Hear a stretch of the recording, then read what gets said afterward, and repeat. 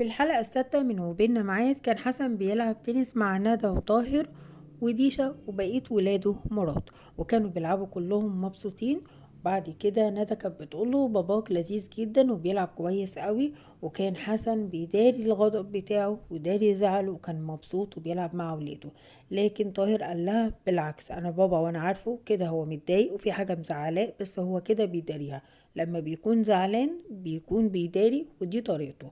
ده ابويا وانا عارفه. وهو بيكلمها الكرة خبطت في دماغه. رمزي لما بيروح لاخته بتقول له خير في ايه، قال لها انا وعدتك ان انا مش هدخل في حياتك تاني ولا هتدخل في حياتك، رغم ان انا كان ببقى نفسي اشوف الولاد. لكن انا عايزه اقولك ان انت قلبك طيب ورحيم، لكن مش انت اختي اللي انا اعرف. قالت له هنبتدي بقى؟ لا لا انا مش بتريق، بس والله انا ما بقيت عارفك، انا ما بقيتش عارفك. زمان اللي انا فيه ده كله بسبب كلمه واحده انت قلتيها لي. لما جيت دخلت صاحبي وائل قلت ده صايع، قلت لماما ما تدخلهوش تاني.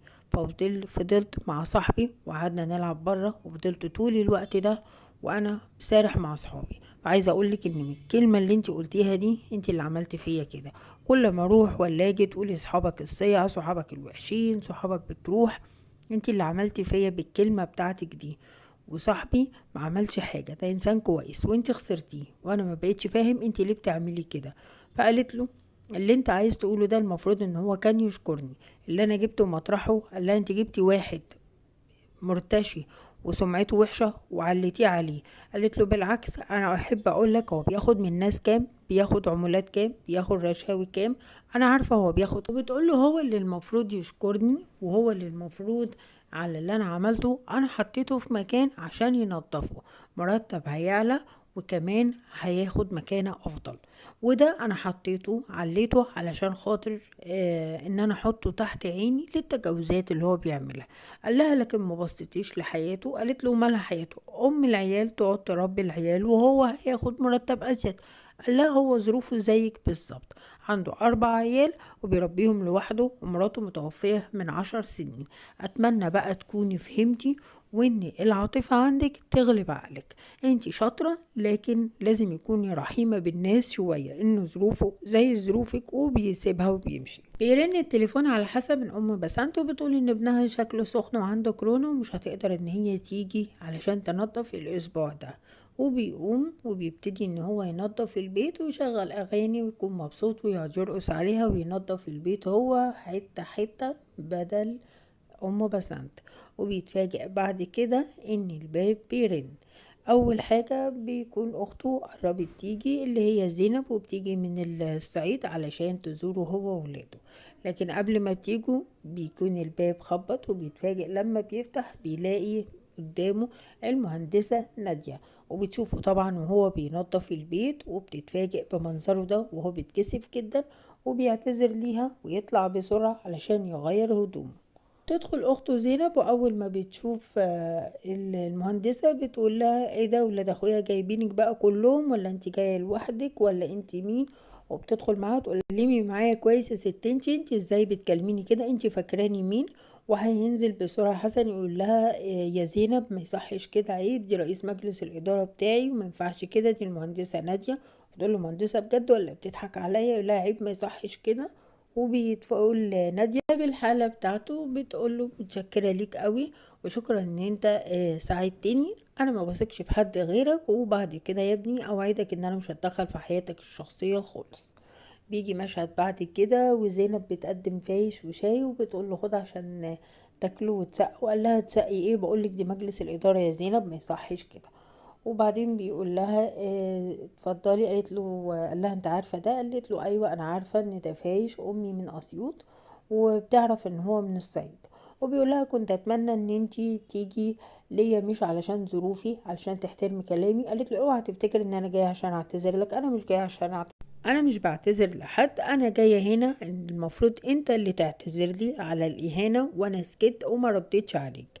انا جايه هنا علشان اقول لك اوضح لك بس ان انت يا باش مهندس انت ترجع في القرار بتاعك. انا حطيتك في مكان علشان تنظف المكان ده، لكن انا لما عرفت من اخويا قال لها جيتي عشان تتاكدي؟ قالت له اه انا ما بثقش في كلامه خالص.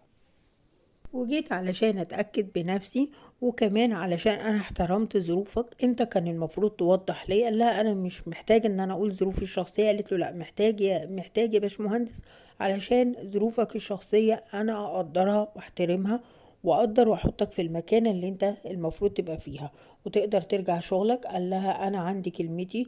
قالت له كنت اتمنى ان انت تحترم كلمتي، لكن انا كان قصدي ان انت ننظف المكان ده وتقعد في وسطهم وفي وسط المهندسين وتعرف ثغراته وتحاول ان احنا نمسك عليها حاجة. قال لها وانتي متخيلة ان هو بمنتهى البساطة هيسيب وراه ثغرات؟ انا كان رأيي ان انتي تسيبيه مكانه وتحطي عينك عليه، وبعد كده تسيبي كل حاجة مكانها.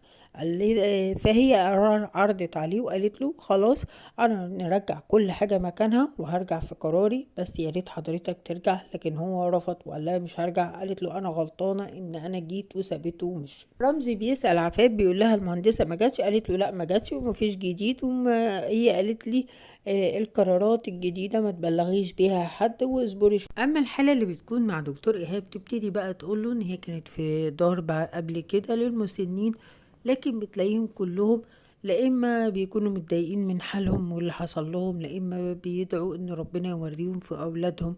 معجبهاش الوضع وسابته، وكانت هي سنة بس اللي حصل لها كده. وفكرت لما جالها تعب دراعها انها تقعد في المستشفى، وقالت له هقولك على سر، انا عمري ما عايزة اسيب المكان هنا تاني، وانا مرتاحة فيه في وسط ناس مشاكلهم على قد المرض والتعب بس اللي موجود فيه. وبعد كده بيقول لها ليه قلتيلي ان انا بحبها اكتر ما هي بتحبني؟ الكلام ده مش صحيح. قالت له انا بفهم في لغة العيون، وصدقني انا حاسه بكده، وعلى العموم لو غير كده خلاص انت حر. قالت له انت ولا بقى بتجرجرني في الكلام؟ وقالت له انا اسفه. فقال لها ولا ايه ولا دي. وبعدين قالت له انا اسفه ما كنتش اقصد. وبعد كده قالت له انا بقى مش هتكلم عن حياتي تاني. وقالت له انا عايزه اعرف طب ليه انت بتقول كده؟ فقال لها انا مش عايز لا اسمع ولا اتكلم. راح للمهندسة نادية وكانت قاعدة مع المهندس وبيقول لها قالت له كل المشاريع تمام؟ قالت لها أيوة. قالت له طيب كل الناس بتساعدك اللي معاك؟ قال لها أيوة، المهندسين المساعدين بتوعي بيساعدوني، وهم اللي بيشرفوا على كل حاجة والمشروعات والخرايط. وبعد كده قال لها طيب حضرتك هو مفيش جديد تنقلات ترقيات؟ قالت له لا، كل حاجة هيبقى في الاجتماع مجلس الإدارة هنعمله وهعلن عنه كل حاجة. وزعقت بعد كده العفاف لما دخلت، قالت لها ليه حسن في كلام اتنقل؟ قالت لها من مكتب اخته بقى كانت قاعده معاه، وهي قاعده معاه كانت عماله تقول له هعمل لكم شويه ملوخيه وهمشي بالليل. قالت له المهندسه اللي كانت هنا مشيت خلاص؟ قال لها ايوه. قالت له طب والمشكله راحت؟ قال لها ايوه. بس قالت له لا انت بتكذب عليا، المشكله ما راحتش، وانا حاسه ان المشكله لسه زي ما هي. انا عارفاك انت ما بتحبش تحكي عن اي حاجه تخصك. فقال لها جالك عريس؟ قالت له لا يا اخويا مش هتجوز الا لما انت تتجوز. وفضلوا يضحكوا، وقالت له ان هي هتمشي على بالليل، وجابت له الايراد بتاعها علشان الايراد بتاع الارض، والمره الجايه هي اللي هتاخد بقى الايراد بتاعها. بيجي بعد كده بيرن السواق ويفضل يتخانق مع حسن، وحسن يقول له اتكلم معايا كويس، انا الباشمهندس حسن ما ينفعش تتكلم معايا بالطريقه دي. بيخلص المشهد ده على الخناقه اللي كانت ما بينهم. وطبعا بعد ما بيتخانق جاره عشان ركنة العربية وبيقعدوا يتخانقوا مع بعض، بيروح لمشهد تاني إيهاب ونانسي وبتقوله ليه بتعاملني بالطريقة دي؟ والست دي انت ليه مواظب اللي بتروح لها تاني؟ مش قلت مش هتشتغل معاه؟ قال لها علشان ست كبيرة وعندها ضغط وتعبانة وقلبها مش مظبوط وعندها أمراض شيخوخة، فعادي مفيهاش حاجة. فبيقول لها أنا مش هعمل حاجة من اللي باباكي قال عليها.